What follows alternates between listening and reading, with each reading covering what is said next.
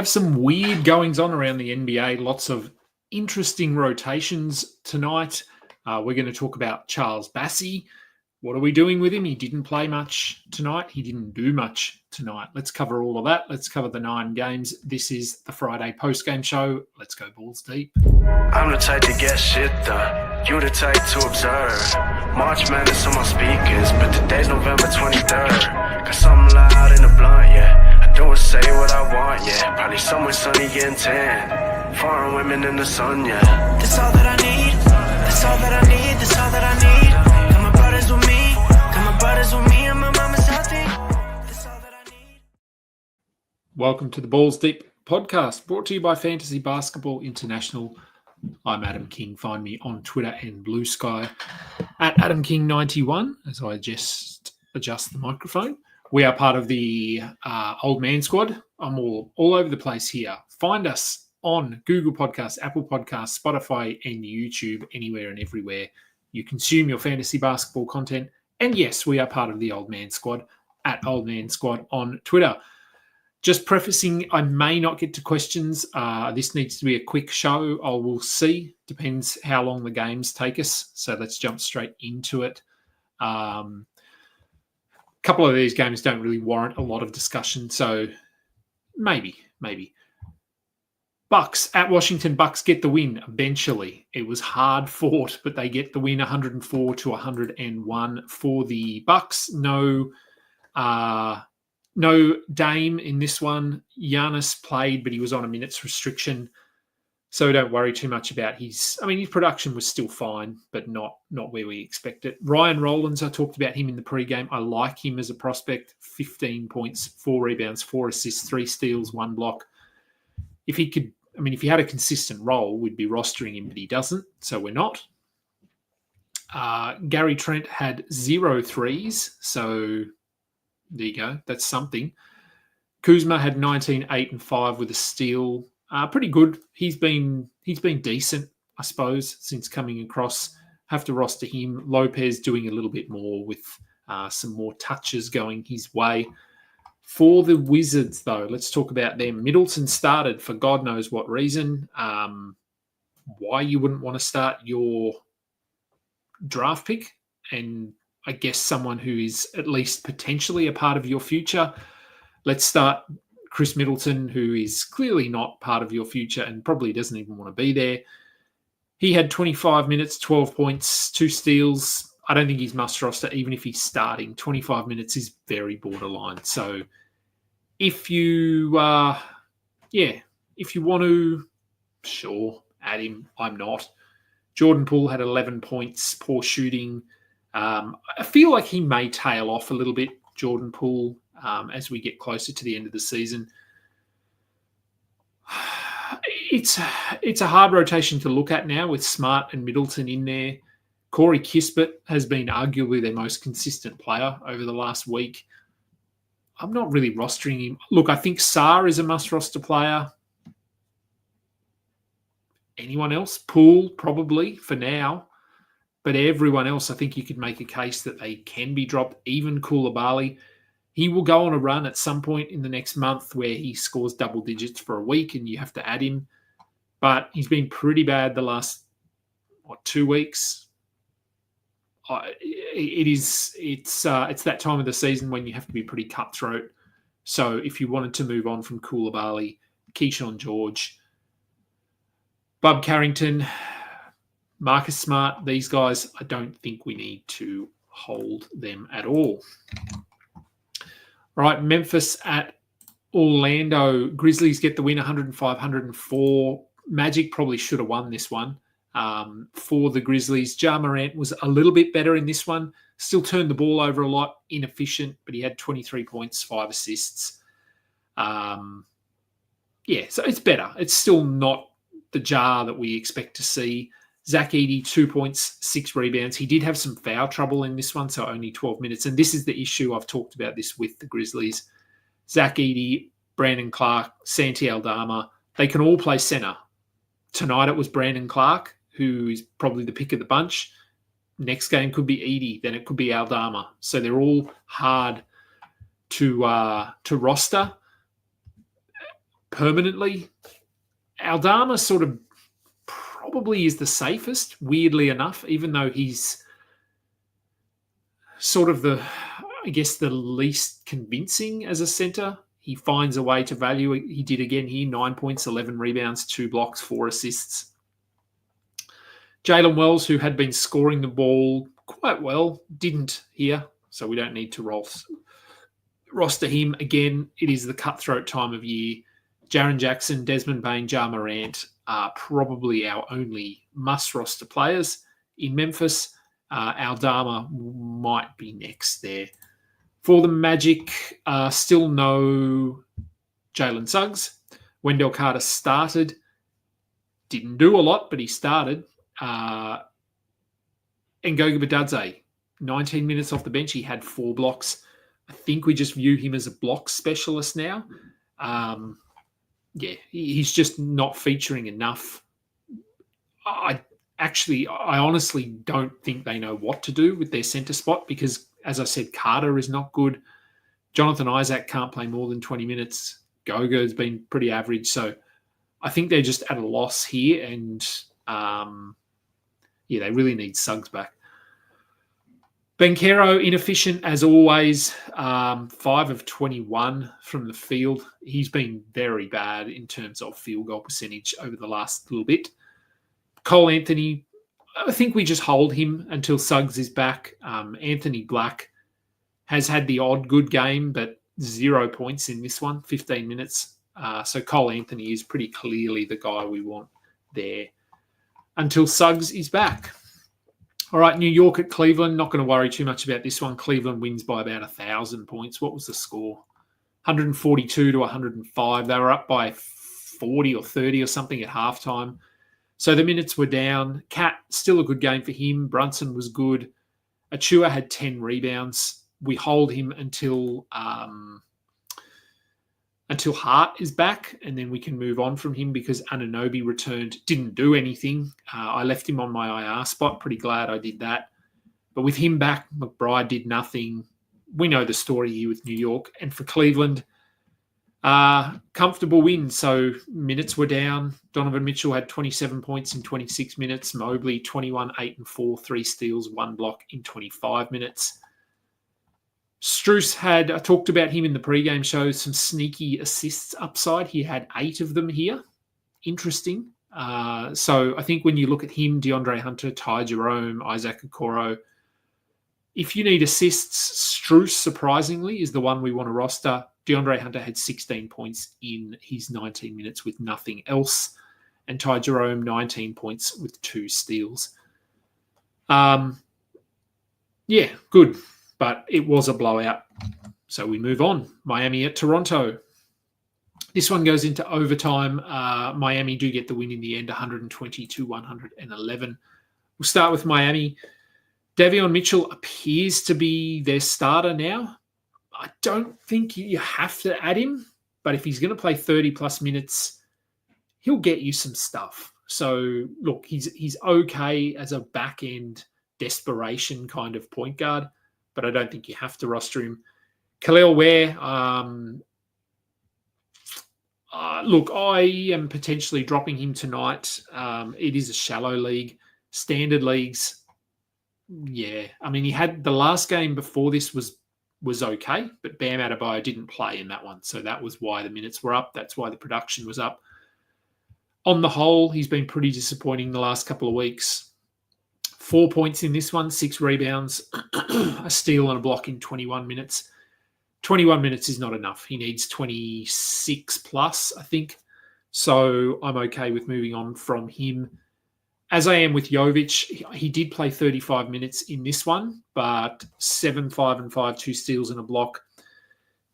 Look, that's fine, but the minutes have been very inconsistent. I don't think we need to be prioritizing him. For the Raptors, Barnes, 4 of 12 from the field for 13 points. Pretty poor game from him. I did like seeing Orlando Robinson as the starting center, 9, 5, and 4. Didn't get a block or a steal. But anyone that listens knows that I think he's an intriguing player. The Raptors have nothing to play for, so I hope they stick with Orlando Robinson as the starting centre. He's better than Mobo as a centre. So maybe he's some sort of a flyer. I mean, he's not going to do a lot offensively, but he can fill the stat sheet in other areas. So I don't mind just deeper leagues, take a flyer. Standard leagues, keep an eye on the minutes and the role. Grady Dick had 9 and 10 with 3 steals. Still just a streamer for me. The rebounds are not what we're going to get every night, and the steals are a bit of a bonus. Look, minutes sort of spread out across these bench guys. No need to be rostering any of them at this point. Detroit at San Antonio. Detroit comfortable winners. 125? I know it was comfortable. 125, 110. It wasn't that close. As you can see from the minutes here, Cade Cunningham only 30 minutes, 25 and 12. Jalen Duren dominated, which is what he should be doing against a San Antonio team that's starting Bismack Biyombo. He had 21 and 15 with a steal and a block. Asar Thompson, 8, 7 and 4 with a steal. Hold him. This wasn't great, but hold him. Tobias Harris, 22 points. Beasley, 16 off the bench with 2 steals, 23 minutes. He's probably a rosterable player. He's no upside, but he's worth it. For the Spurs, probably quite a lot to talk about here. Vassell, 6 points, a steal and a block. Didn't start the second half. They went with Sohan over him. Now, this game was a blowout, so don't really look at the minutes and go, okay, Vassell is only going to play 23 minutes, because I don't think that's the case. Harrison Barnes, this is why I don't think you have to go and add him. He had 0 points in 21 minutes. He's not a good player, so you don't have to. Chris Paul, 3 points, 22 minutes. Hold. Don't worry about this one. So we're really talking about Vassell. He'll be better. Buy low. If you could throw out a really poor player at this point, I think Vassell will be better than this. Keldon Johnson had 28 off the bench. I'm not buying that. He shot 11 of 13 from the field. So, yeah, no thank you. Sohan, 28 minutes, 8 points. Yeah, I'd probably hold him for another couple of games. The minutes are encouraging. And then we got the game from Manu Kelishvili that we thought we'd get last night tonight. 10 points, 7 rebounds, 2 assists, 2 steals, 1 block, 22 minutes. Where was this last night? No idea. Part of this could have just been the blowout, and they just were throwing crap at the wall and hoping that it stuck, and Manu Kelishvili stuck tonight. Steph Castle, 13 minutes. The numbers are pretty good. 12 points, 3 rebounds, 2 steals. High usage, though. I'm going to hold him. I picked him up in a couple of leagues. I'll hold. And we have to scroll down, don't we, to see Charles Bassey. 11 minutes, 6 points, 2 rebounds, 2 assists. Hold Charles Bassey. This is not great. I can't sugarcoat that, but he's coming off a knee injury. It was a blowout. I don't think Bismack Biyombo gets signed beyond this 10-day contract. So he's almost a stash. To me, if they have any faith in him at all, common sense would tell us that in a week, he will be starting and he will be playing 24, 26 minutes a night, because he was the backup to Wemby. They got rid of Zach Collins. And when when Wemby had missed time before, Bassey was playing minutes in the 20s.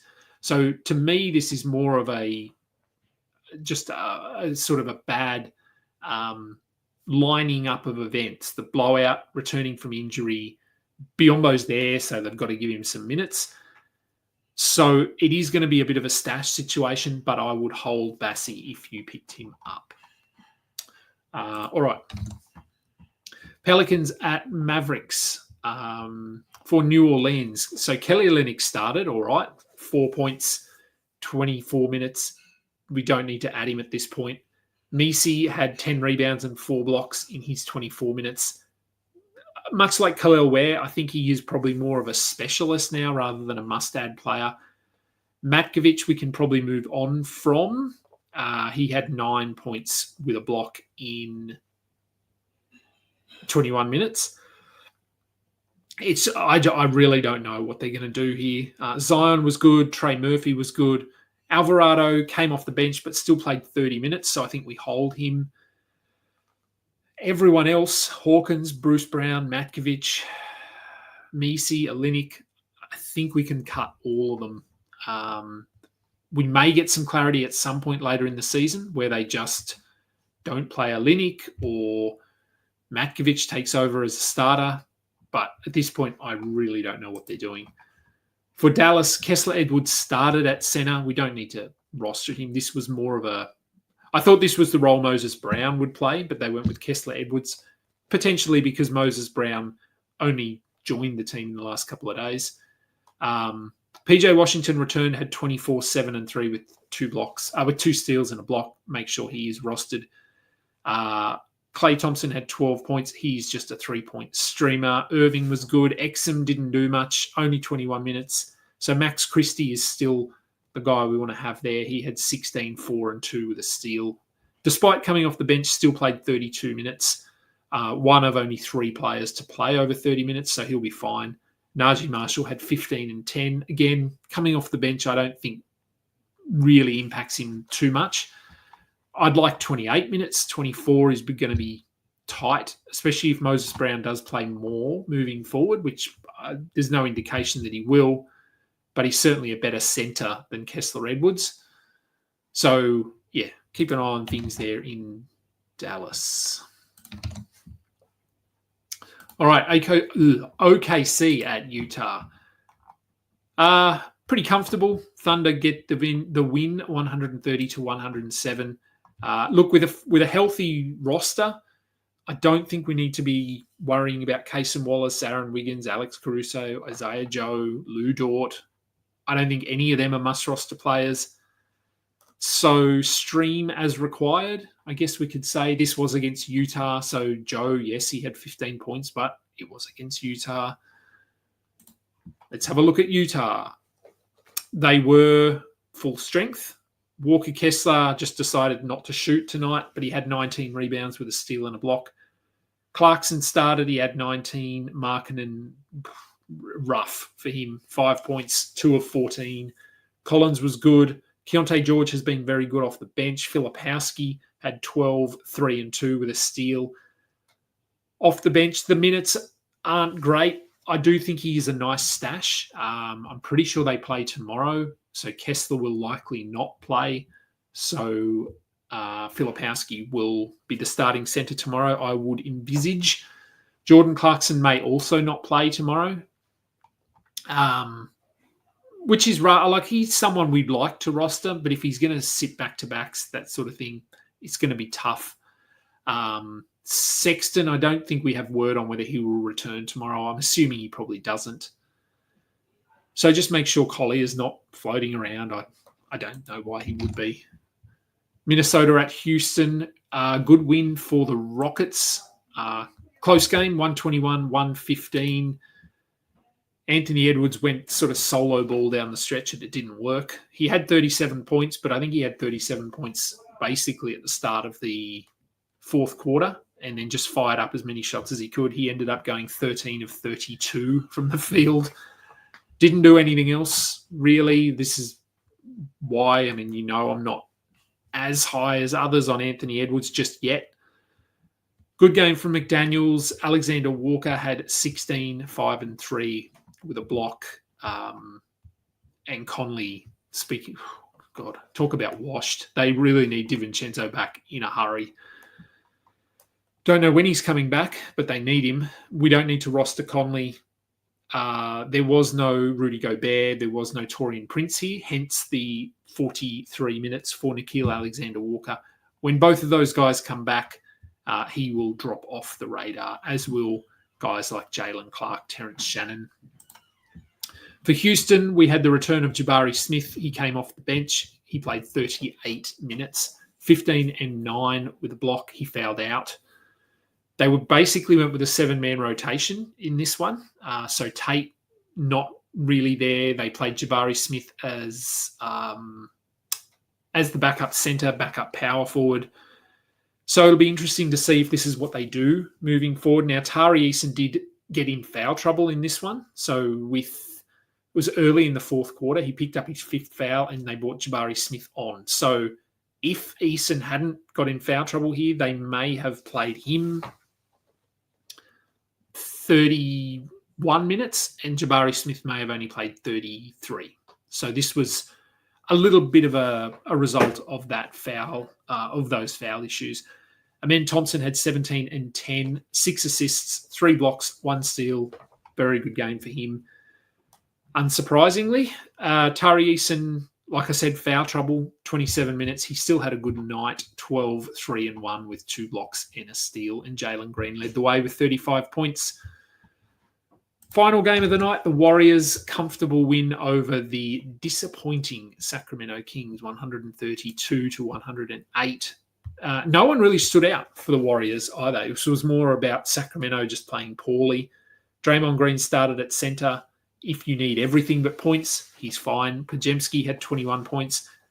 Kuminga returning will hurt him, but for now he has to be rostered, as does Moses Moody, who had 22 points in his 29 minutes.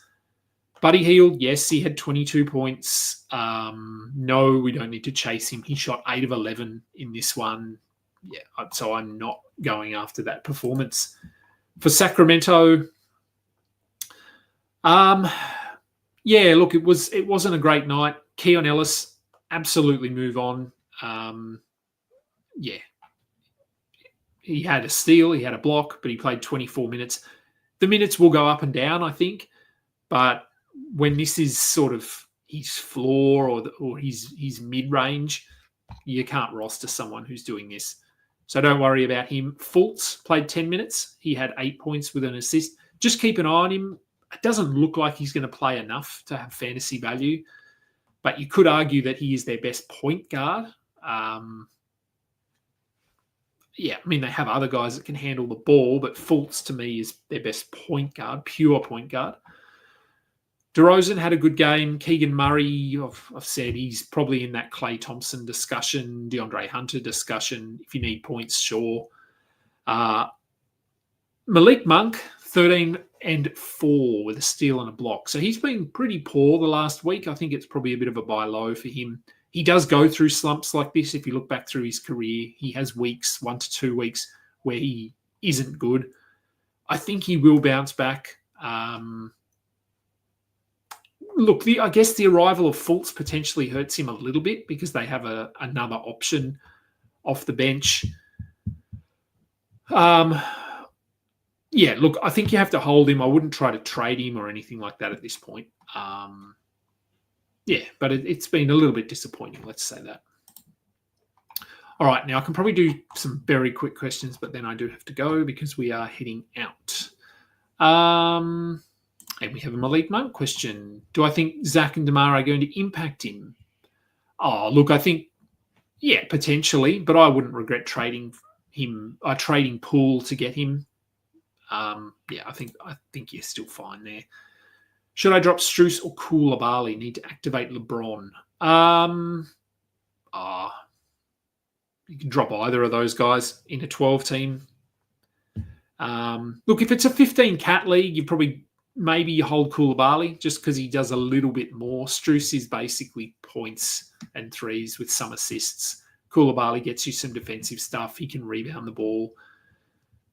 So, yeah, maybe Strus. I'd be fine moving on from Strus. If I saw him sitting on my waiver wire in a 12-team league, I'd consider adding him, but I wouldn't prioritize him. Do I have any fear that Monk will go back to the bench? It's possible. I was surprised they started him in the first place earlier in the season. They played really well. They were winning games. Now they're not. I think Fultz would be a nice starter because he's not someone who needs to be scoring the basketball. He can set up the offense. I actually wouldn't mind that for Monk. If he was coming off the bench and still playing 30, 32 minutes, I think he'd be fine, but we'll see. Mr. Firenuts. Picked up Royce O'Neal, dropped Khalil Ware. Sure. Yep, I think that's fine. Ricardo, same. I think we're okay to move on from Khalil Ware. Would I rather keep Ware or Moody in a points league? Maybe.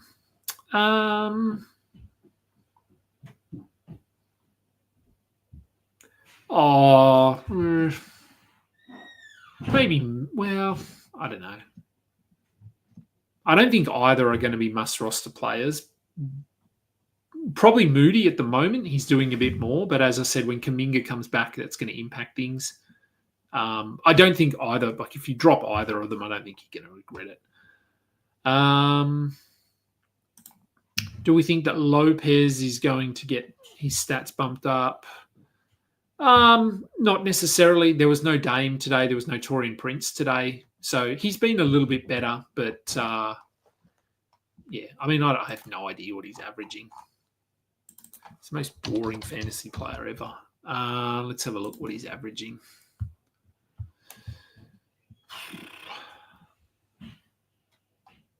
See, even the computer doesn't want to bring his stats up. I think he's safer if we wanted to sort of put a positive spin on it. So for the season, he's averaging 12.5 points, 5 rebounds, 2 blocks. Do I think that changes significantly? No. Over the last 5 weeks, he's at 14.7 rebounds, 2.5 blocks. Yeah. No, I don't think so. I don't think we'll see a huge shift. Do I think the Raptors continue to start Robinson ahead of Mobo? Yeah, I talked about that. I hope they do. I don't know if they will, but this was good. I thought they'd do this 2 weeks ago.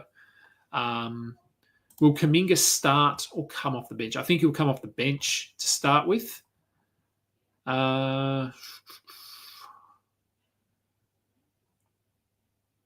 I see Jaden Spring or KJ Martin taking minutes away from Keontae George? I don't think so. Not from Keontae George, no.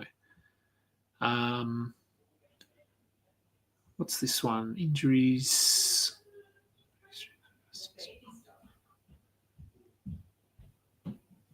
Sorry, I'm just reading. There's some long questions here. I know I've got to go.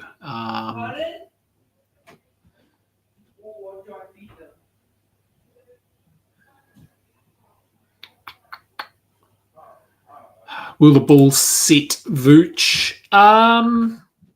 Maybe. I know he's questionable tomorrow. It doesn't seem like a Bulls thing to do, but they might. Drop Ware or Klingon for Sharp. Ware would be the drop there if you wanted to add Dayron Sharp.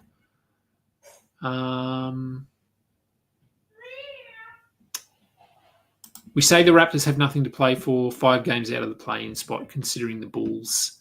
Yeah, look, it's obtainable. They could reach it, but I don't think getting the 10th spot is, you would call that playing for something. And I don't think, I also think having Orlando Robinson on the court doesn't make you worse. So I hope that they do it. With Portis out, do I think Kuzma is a hold? I think he probably is. Who to drop between Matkovic and Ware? It's probably Matkovic if you're just picking between those two.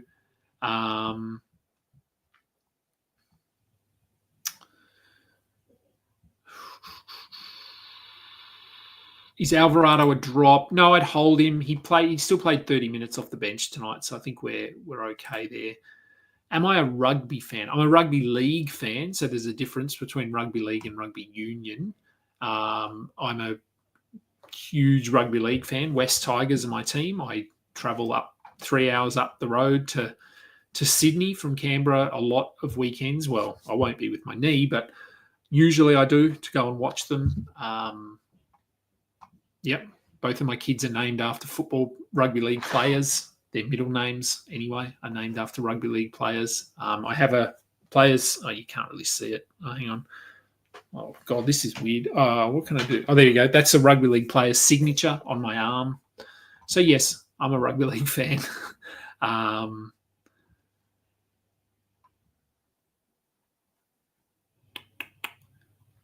Is Garland hurt? Not that I'm aware of. Ricky Stewart or Mau Meninga? Oh, Mau Meninga. Benji Marshall or Paul Sirenen. Benji Marshall. My son's middle name is Benjamin, so that's after Benji. Paul Sirenen was very good, though. And that was when I started going for the Tigers in the late 80s when Paul Sirenen... Well, man, we could do a rugby league podcast now, couldn't we? We won't do that.